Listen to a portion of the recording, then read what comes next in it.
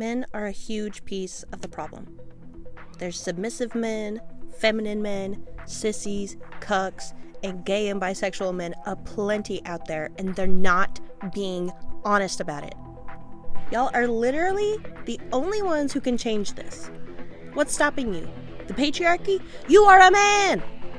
You are inherently part of the system that you need to be dismantling. People are so busy wasting their time bashing faggots when they can be doing something a lot more positive. These are the people you have to worry about. Our whole fucking world is being run by perverted undercover fags that run around talking about how straight they are. You got big time celebrities that go around in their cars picking up transvestites, having sex with them, and then getting on national TV making fun of them. Everything you do in life is like a boomerang.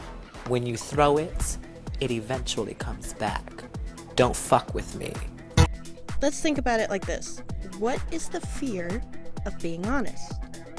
Or resistance to coming out? What's the problem? What's the issue? The perception of other men. The fear of judgment and exclusion. The fear of violence. At the hands of who? Men! And who set that system up? How many men really hold themselves and those around them accountable for the sexism, homophobia, transphobia, and bigotry that is rampant in conversation? How many men actively seek out and participate in toxic masculinity? Don't even get me started on the way that y'all talk about women and femmes. I will be here for days. Your brother, your father, your sons, your uncles, your nephews, your cousins, your bros, your guys. You are that close. You can tell them, hey man, that's super ignorant. Have a discussion. Why don't you? I'm sure there's a few of you out there who speak up, sure, but most of you know. Why not? It's scary to be the only one to speak up. It's scary to have everyone look at you funny for a second. It's scary to think that they might accuse you in defense and you might lose your friends. Or worse. Do you see how it kind of all feeds inward on itself?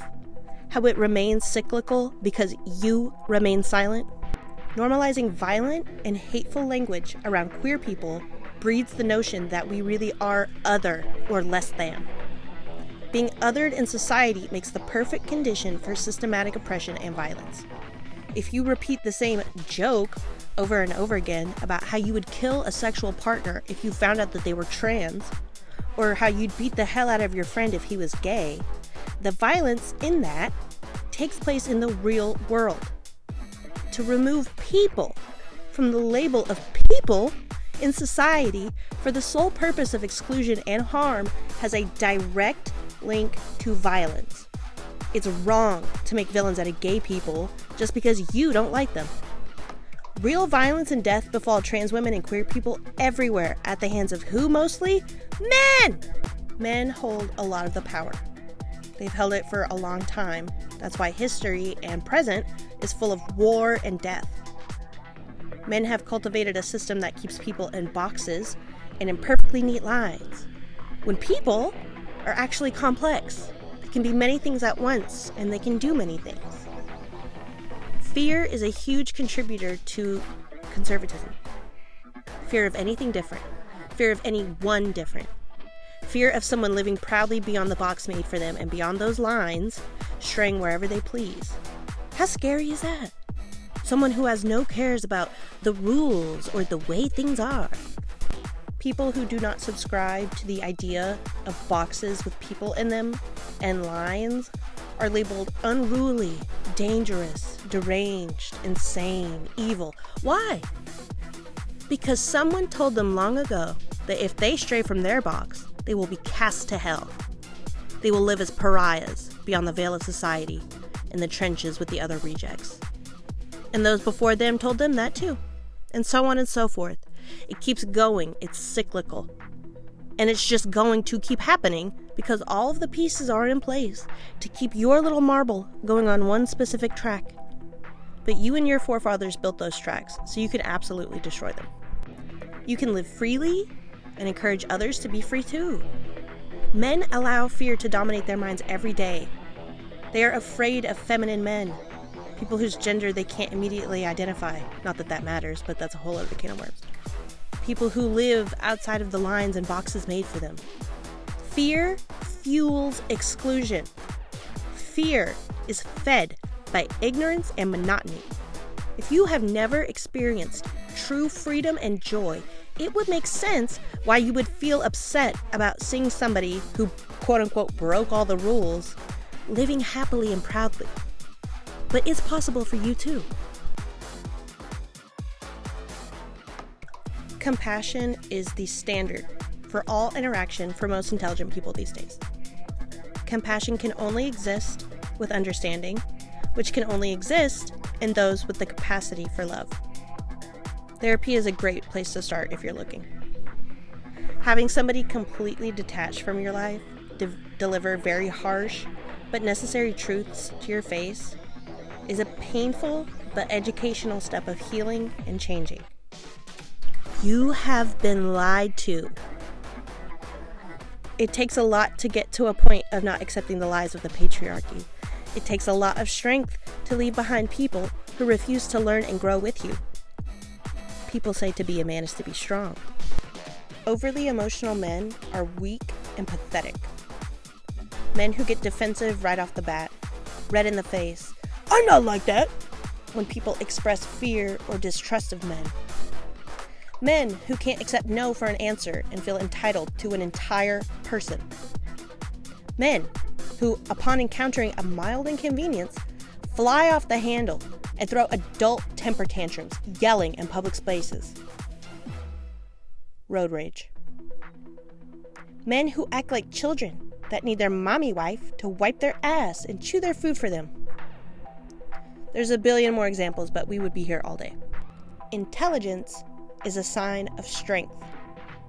The ability to change your mind and be open to new information. The ability to admit you are wrong. These are common in strong people. People who ask questions with no agenda attached, trying to learn and grow, display intelligence. Ignorance and living in a vacuum is a recipe for a diseased mind, delusions of grandeur, and an inflated ego. Callous, superficial, limited empathy. Sexual violence on a film reel in his mind. It's not fantasies, it's a male-centric escape because he hates women. Patrick Bateman with no background music or inner dialogue. A developmentally stunted psychopath with no redeeming qualities and no real relationships. A fucking loser. Those kinds of men have to go home every night hating themselves because they're either too dumb or too prideful to see that they're wrong and change. And they'll go home sad and angry every night. They'll go to sleep mad or crying every night. He will never unclench or try to accept that somewhere, maybe, deep inside of his beliefs, he might be wrong. And to accept that in his mind is to admit that he was misled, dumb, and wrong. And pride is an issue that seeps deep into the male space. Pride and ignorance are a potent mix within people, but especially men. Those kinds of men will not only die on that hill, but they'll blow up the whole goddamn hill so that nobody else can die on it. The possibility for change lies within you. Hold yourself and the men around you socially responsible for the things that y'all say and do. If you know your friend assaulted a woman, you can't keep being his buddy. It's unacceptable to know that he altered some person's life forever and created a horrific trauma, and accept that as a part of him, the person you're choosing to be friends with. You don't mind that he did it, clearly, because you allow him into your life and world. You are part of the problem. When your uncle, friend, brother, nephew, dad, grandpa, whoever, says something harmful and violent about a queer person or a femme person, speak up. Get angry. Say, that's not right. I genuinely cannot believe that I'm having to explain empathy and human decency right now. My God, this is kind of surreal. Alienate men in your life that are toxic and perpetuate bullshit bigoted views. You hear some nasty shit said about gay people? Fucking say something. It doesn't matter if they laugh at you and ignore you. You made your views clear. Most men are sheep, and they will fall in line with whatever other men do. By speaking out, you may have opened eyes or even given courage to the next man who maybe wants to come out but is afraid. These aren't really even hypotheticals. Those conversations have probably been had. Those scenarios have probably played out in a similar but different way. Talk to the men in your life about this shit. Really talk about it. Don't just say one thing one time. Fucking talk! And be ready to be surprised because, again, there's a lot of undercover fags running around. F-A-G! I want to dedicate the outro of this video to Luscious Massacre.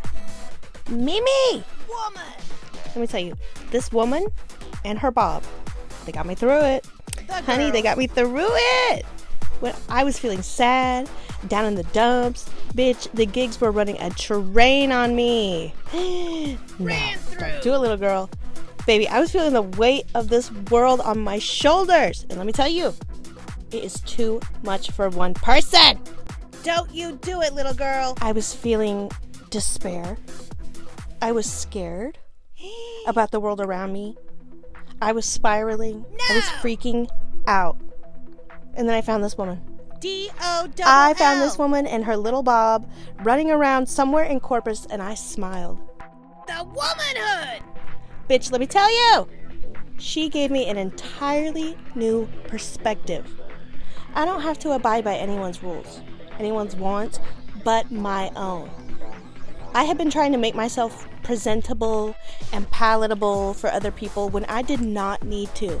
And let me tell you, Miss Mimi, Miss Luscious, girl, she said, no! Booger! She beat me upside the head with her Jessica Simpson purse, and she said, little girl, do not allow the gigs to go through you, little girl. She is herself. She is not bothered by these strange people looking at her. She's living her best life in their faces. The doll! And let me tell you, she inspired me. She inspired me to start living my life for me and not to please some creature I'll probably never see again. So thank you, Luscious. And thank you, little girl, for making it to the end of this video.